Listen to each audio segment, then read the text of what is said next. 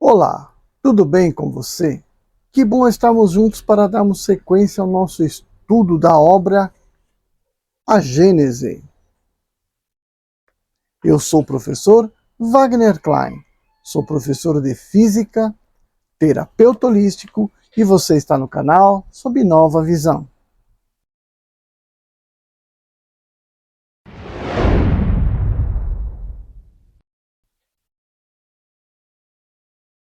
Hoje nós vamos para o capítulo 3, O Bem e o Mal.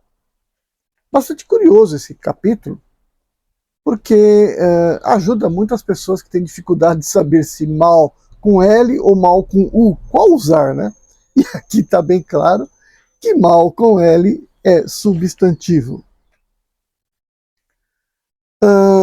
Os itens são a origem do bem e do mal, o instinto e a inteligência, e destruição dos seres vivos uns pelos outros.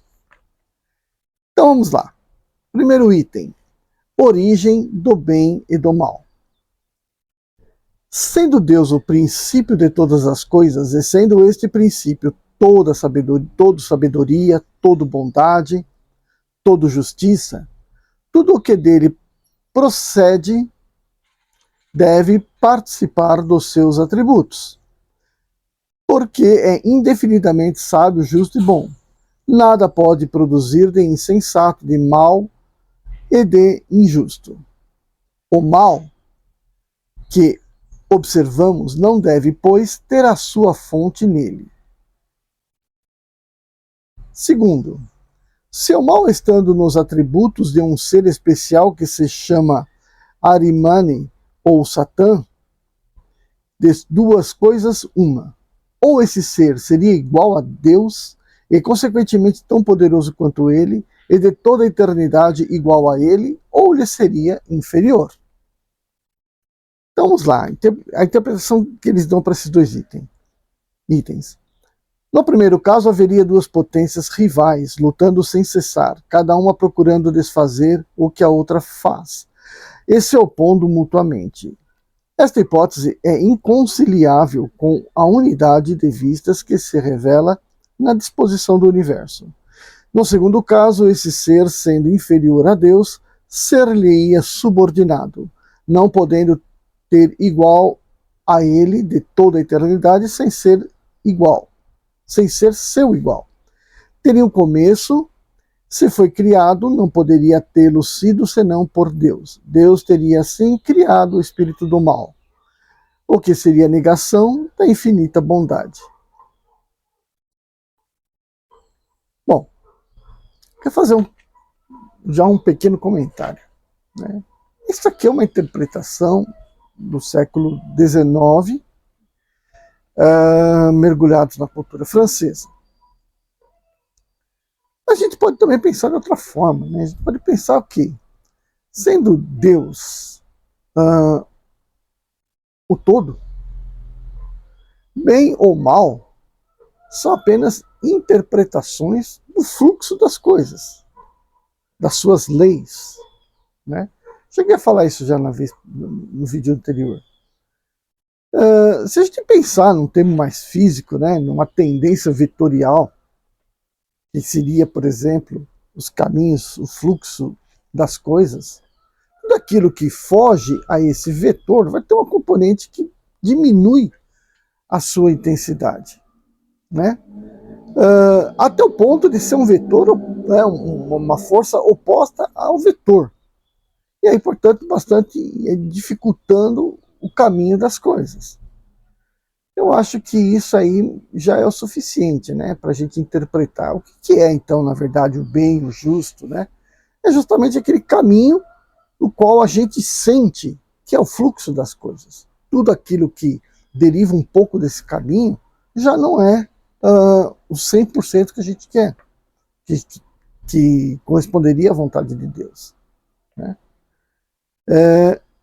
Então, é uma outra interpretação, tá? Terceiro, entretanto o mal existe e tem uma causa. Os males de todas as espécies, físicos ou morais, que afligem a humanidade apresentam duas categorias que importa distinguir. são os males que o homem pode evitar e aqueles que independem da sua vontade. Estes últimos é preciso colocar os flagelos naturais. Então, se a gente parar para pensar no que está dizendo aqui, uma catástrofe ambiental, né, uma catástrofe, né, um asteroide que caiu no planeta, ou uma inundação, né, terremoto, etc. São tudo catástrofes naturais. E isso não está indo contra a vontade de Deus. Por quê? Porque faz parte do arranjo do planeta, do arranjo do sistema planetário. Então não está errado. O problema é que afetou o ser humano. E aí o ser humano se achando exclusivo, né, se achando o detentor, né, da bondade de Deus e, portanto, detentor da vontade de Deus, né, aquele que Deus faz tudo por ele, ainda mergulhado naquele princípio de pai e mãe, né, que vão ajudar a criancinha em tudo que ela precisa,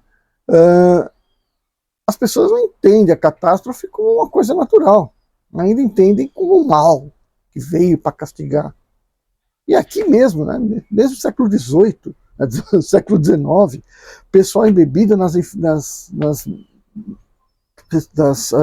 comunicações espíritas, tentando ser o máximo científico, ainda falam, né, talvez não com a intenção, mas lá no subconsciente está dizendo isso.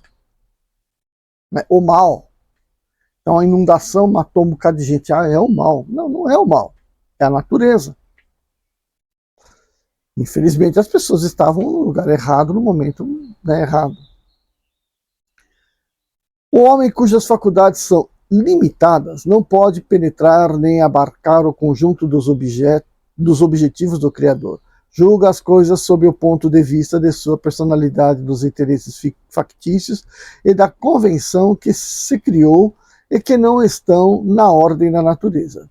Por isso é que ele acha frequentemente mal e injusto o que acharia justo e admirável se lhe visse a causa, o fim e o resultado definitivo. Procurando a razão de ser a utilidade de cada coisa, reconhecerá que tudo leva à marca da sabedoria infinita e se inclinará diante dessa sabedoria, mesmo para as coisas que não compreende. Quarto, o homem recebeu em herança uma inteligência com a ajuda da qual pode conjurar ou pelo menos grandemente atenuar os efeitos de todos os flagelos naturais. Quanto mais ele adquire saber e avança em civilização, menos esses flagelos são desastrosos. Como uma organização social sabiamente previdente, poderá mesmo neutralizar-lhes as consequências, quando não puderem ser inteiramente evitadas. Assim, para esses mesmos flagelos, que têm a sua utilidade na ordem da natureza e para o futuro, que ferem no presente, Deus deu ao homem, pelas faculdades com as quais dotou o seu espírito, os meios de paralisar-lhes os efeitos. Assim é que se saneia os continentes insalubres, neutraliza os miasmas pestilentos, fertiliza as terras incultas e se esforça para preservá-las das inundações, que construiu habitações mais sadias, mais sólidas para resistirem aos ventos, tão necessários para a depuração da atmosfera, que se coloca ao abrigo das intempéries. Foi assim, enfim, que pouco a pouco a necessidade fê-lo criar as ciências, com a ajuda das quais melhora a habilidade do globo, a habitabilidade do globo e aumenta a soma do seu bem-estar. Então, mais ou menos o que eu acabei de falar, né? À medida que o homem vai tendo consciência da natureza em si, ele vai conseguindo fugir, né, dos seus efeitos catastróficos, mas que não significa que são maus, né? Significa que é um arranjo energético do planeta, né, nas suas transformações constantes. Aí ele fala aqui, né, de impedir as inundações, mas as inundações sempre foram importantes para poder dar qualidade às irrigações, né? Da mesma forma que as erupções vulcânicas para dar qualidade no solo, né? Então, uma coisa que é uma transformação, um momento de, né, de mudanças. A vida é eterna, então se a pessoa tiver, mas o cara morreu, tá, ele morreu, o espírito dele desencarnou, mas o espírito vai reencarnar e continuar a sua missão. Mas aquela vida foi ceifada, tudo bem, né? Se perde alguns afetos naquele momento, encarnado, mas depois de desencarnado, todo mundo se encontra no plano espiritual, né? E se arranja tudo do outro lado. Então sempre tem o arranjo, né? A compensação. É tudo questão de ritmo, como dizia no Caibalion, né? O princípio do ritmo. À medida que pulsa para um lado, pulsa para o outro também. Então a gente vai tendo as compensações, né? As compensações é esse ritmo que tem na natureza. E nós temos que entender que fazemos parte da natureza. Certo? 5. Devendo o homem progredir, os males aos quais está exposto são um estimulante para o exercício da sua inteligência, de todas as suas faculdades físicas e morais, iniciando-o na pesquisa dos meios para deles subtrair-se. Se não tivesse nada a temer, nenhuma necessidade o levaria à procura dos meios. Seu espírito se entorpeceria na inatividade. Não inventaria nada e não descobriria nada. A dor é o aguilhão que impele o homem para a frente, no caminho do progresso. 6. Mas os mais numerosos males são aqueles que o homem cria para si mesmo, pelos seus próprios vícios, aqueles que provêm do seu orgulho, do seu egoísmo, da sua ambição, de sua cupidez, de seus excessos em todas as coisas. Aí está a causa das guerras e das calamidades que elas arrastam, dissensões, injustiças, opressão do fraco pelo forte, enfim, a maioria das doenças.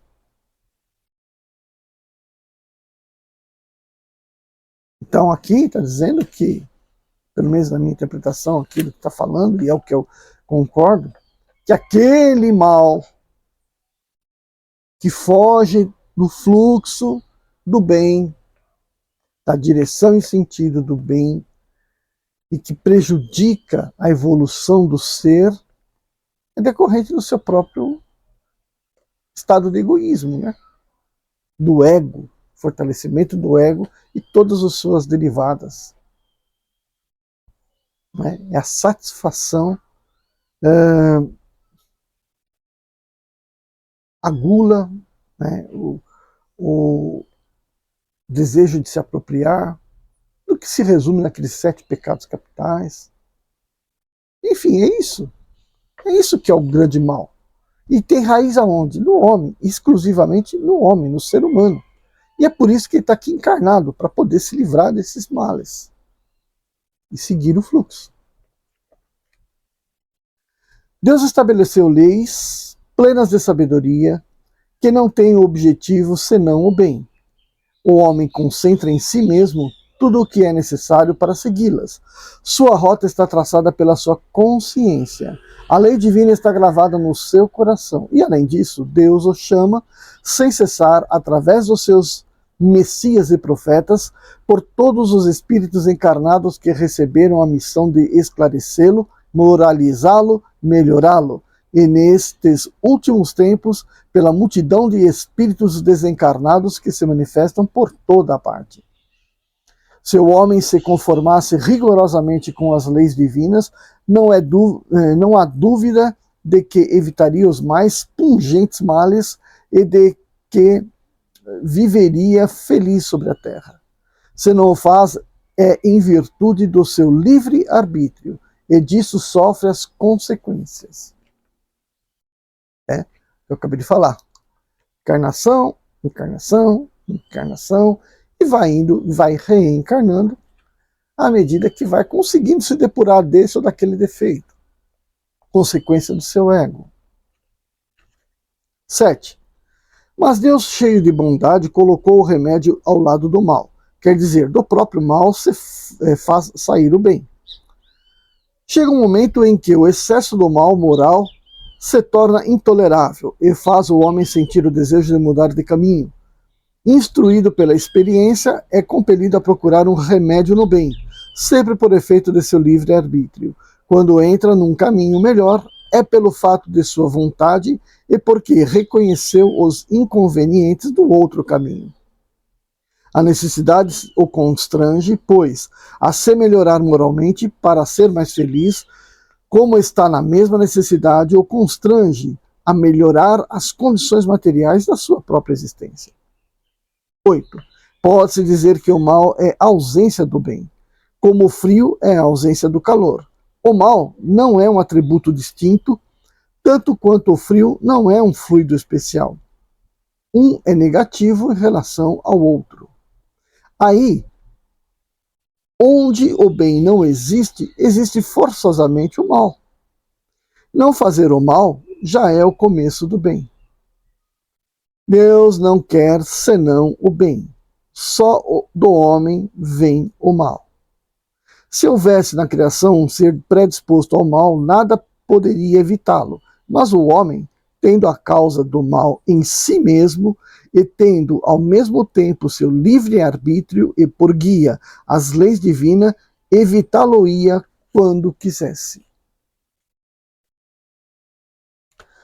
Tomemos um fato vulgar por comparação.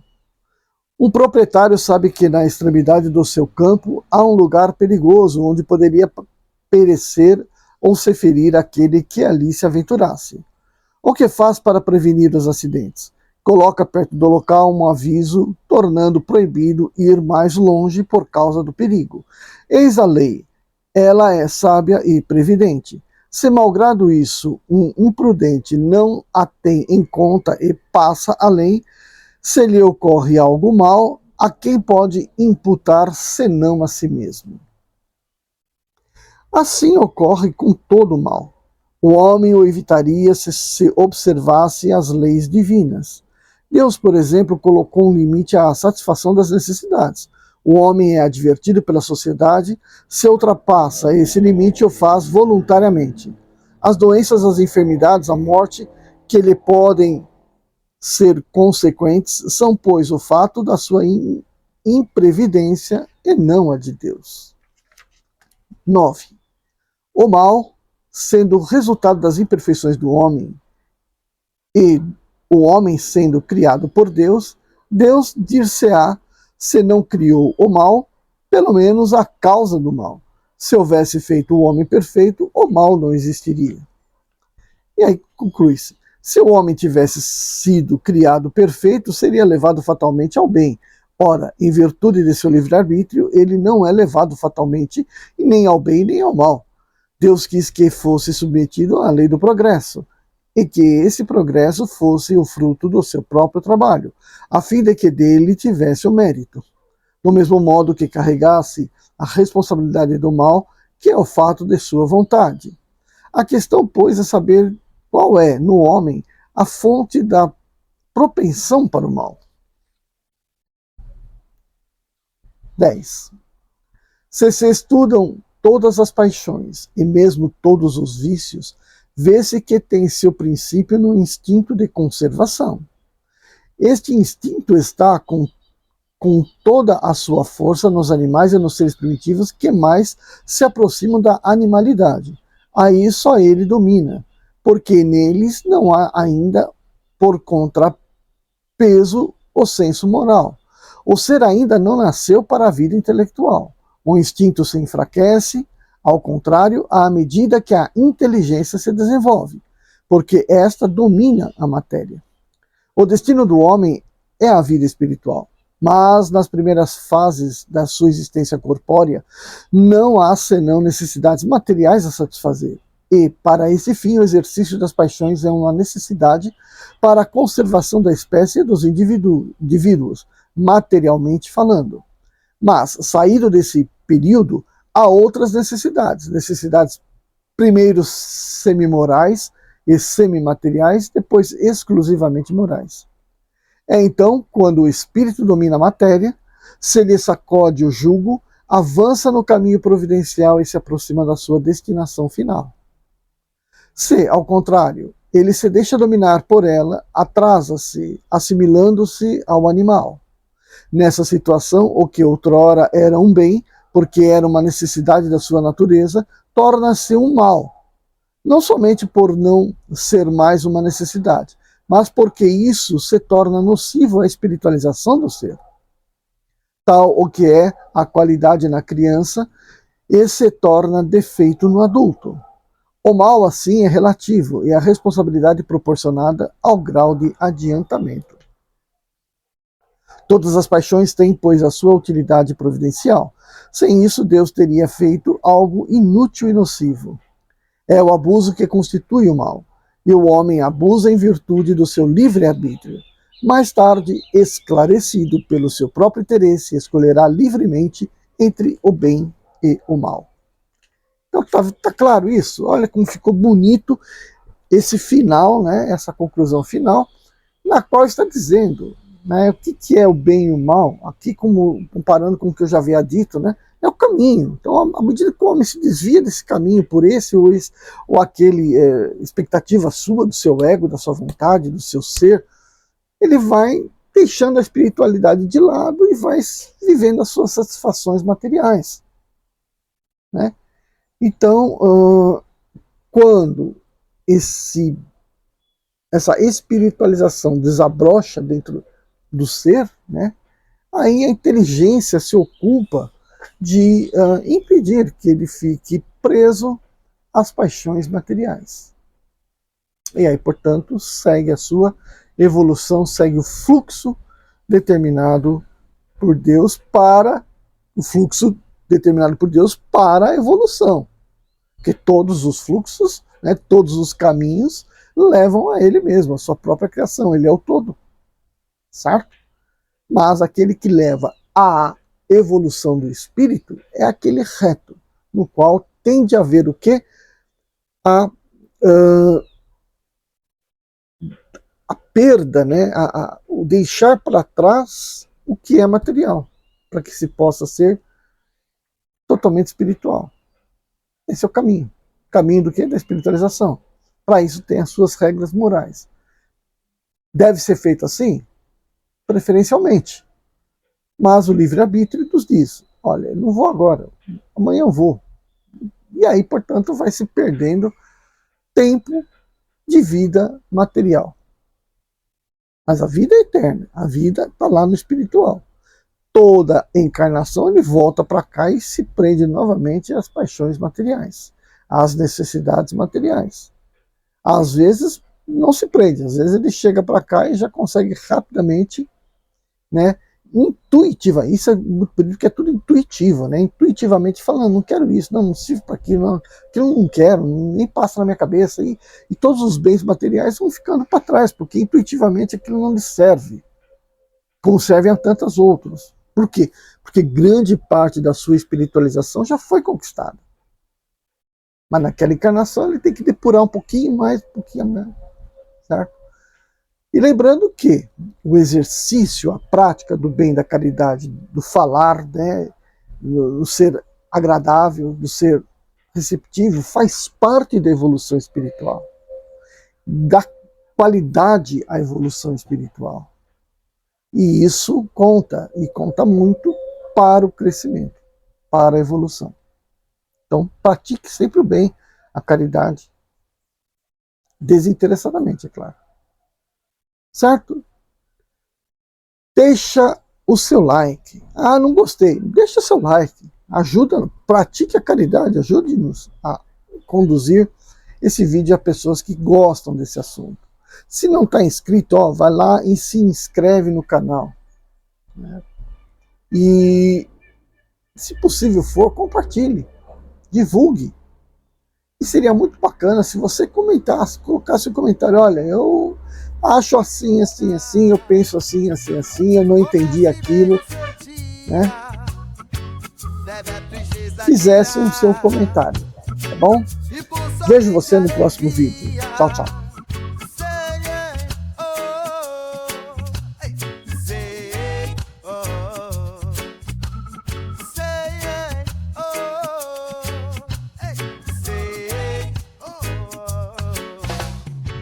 mágoa, tristeza e rancor.